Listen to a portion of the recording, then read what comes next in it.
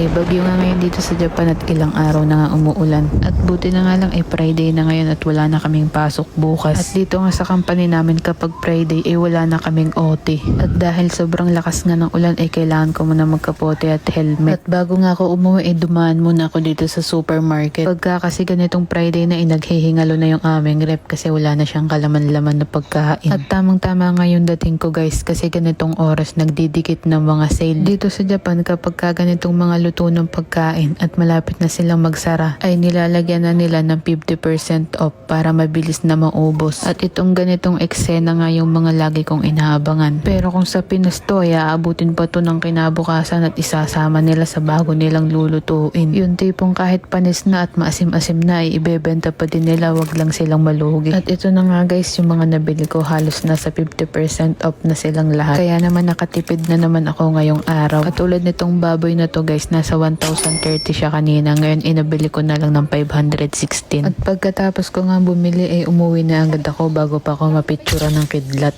Yun lang guys, at kung nakaabot ka dito sa dulo ng video ko ay pasensya ka na kasi naabala na naman kita sa walang kwenta kong araw. Gago!